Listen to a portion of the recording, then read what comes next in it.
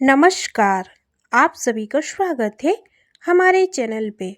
कार्तिक शुक्ल पक्ष में पड़ने वाला छठ महापर्व की पौराणिक कथा के बारे में आज इस वीडियो के माध्यम से जानेंगे। तो चलिए विलंब ना करके वीडियो को आरंभ करते हैं। छठ पूजा का व्रत बेहद पवित्र और कठिन माना जाता है। धार्मिक मान्यता है कि इस व्रत का पालन करने से सूर्य देव और छठी मैया की असीम कृपा प्राप्त होती है। छठ पूजा के दौरान व्रत कथा का पाठ करना बेहद जरूरी माना गया है। बिना व्रत कथा के छठ पूजा पूरी नहीं मानी जाती है। छठ पूजा को लोक आस्था का महापर्व कहा जाता है। इस पर्व में छठी मैया यानी षष्ठी देवी और भगवान सूर्य देव की पूजा होती है। पंचांग के अनुसार हर साल छठ पूजा का पर्व कार्तिक मास के शुक्ल पक्ष की चतुर्थी तिथि से शुरू होकर सप्तमी तिथि तक चलता है। इस साल छठ की महापर्व 25 अक्टूबर से 28 अक्टूबर तक होगा। 4 दिन तक चलने वाली छठ पूजा के दौरान सूर्य देव और छठी मैया की विधि पूर्वक पूजा की जाती है। जहाँ एक और छठ पूजा के दौरान महिलाएं संतान की लंबी उम्र और उन्नति के लिए व्रत रखती हैं, तो वहीं दूसरी ओर छठ पूजा की शाम के समय व्रत कथा सुनना भी जरूरी है। ऐसा कहा जाता है कि छठ पूजा तब तक अधूरी रहती है जब तक इस छठ पूजा की व्रत कथा ना सुनी या पढ़ा जाए।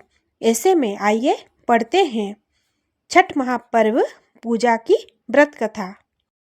पौराणिक कथा के अनुसार प्रियव्रत नाम के एक राजा थे। उनकी पत्नी मालिनी देवी थे। वे दोनों हमेशा दुखी रहते थे क्योंकि उनकी कोई संतान नहीं थी। उन्होंने संतान प्राप्ति के लिए कई उपाय किए लेकिन नतीजा कुछ नहीं अच्छा हुआ। एक बार संतान प्राप्ति की कामना के लिए राजा प्रियव्रत और उनके पत्नी मालिनी महर्षि कश्यप के पास गए और कहा कि हे महर्षि, हमें संतान प्राप्ति के लिए कोई उपाय बताइए। उनका दुख सुनकर महर्षि कश्यप ने संतान प्राप्ति के लिए राजा को एक यज्ञ का आयोजन करने को कहा। महर्षि कश्यप ने यज्ञ आहुति के लिए बनाई गई खीर को राजा प्रियव्रत और उनके पत्नी को खाने के लिए कहा। राजा ने अपनी पत्नी को खीर खिला दी और खीर के प्रभाव से राजा की पत्नी गर्भवती हो गई। फिर 9 महीने बाद रानी की पुत्र हुआ लेकिन वो मृत पैदा हुआ था। ये देख राजा और रानी ज़्यादा दुखी हो गए। इसके बाद राजा प्रियव्रत अपने मृत पुत्र को लेकर शमशान गए और पुत्र वियोग में प्राण त्यागने का प्रयास करने लगे। उसी समय शमशान में देवी प्रकट हुई। देवी ने राजा प्रियव्रत से कहा, मैं ब्रह्मा की पुत्री देवसेना हूँ। सृष्टि के मूल प्रवृत्ति के छठे अंश से उत्पन्न होने के कारण मैं षष्ठी कहलाती हूँ। तुम किस लिए परेशान हो, मुझे बताओ। राजा ने सारी कहानी बताई। इसके बाद षष्ठी देवी ने राजा प्रियव्रत से कहा कि अगर तुम मेरी विधि पूर्वक पूजा करोगे और दूसरों को भी मेरी पूजा करने के लिए प्रेरित करोगे तो तुम्हें अवश्य पुत्र रत्न की प्राप्ति होगी। राजा ने षष्ठी देवी के कहे अनुसार कार्तिक शुक्ल पक्ष की षष्ठी तिथि को व्रत रखकर देवी षष्ठी की पूजा विधान से पूजा की और बाकी लोगों को भी षष्ठी देवी की पूजा करने के लिए कहा। षष्ठी देवी की पूजा के फल स्वरूप राजा की पत्नी रानी मालिनी एक बार फिर से गर्भवती हुई और 9 महीने बाद उन्हें एक पुत्र रत्न की प्राप्ति हुई।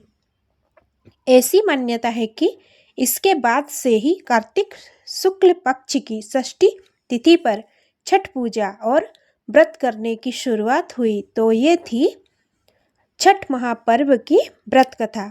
छठ पर्व से जुड़ी हुई है रामायण और महाभारत के समय। मान्यता के अनुसार महाभारत काल में जब पांडव जुए में अपना सब कुछ राजपाट हार गए थे, तब द्रौपदी ने छठ व्रत रखा था। द्रौपदी के व्रत और पूजन से प्रसन्न होकर षष्ठी देवी ने पांडवों को उनका राजपाट वापस दिला दिया था। और एक कथा के अनुसार महाभारत काल में ही माता कुंती के पुत्र कर्ण को दानवीर माना जाता था। कर्ण की माता कुंती के साथ ही सूर्यदेव का पुत्र भी माना जाता है। कर्ण को सूर्यदेव की विशेष कृपा प्राप्त थी। कर्ण नियमित रूप से ही सुबह उठकर घंटों पानी में खड़े होकर सूर्यदेव को अर्घ्य देते थे। सूर्यदेव की कृपा से कर्ण एक महान योद्धा बन गए थे।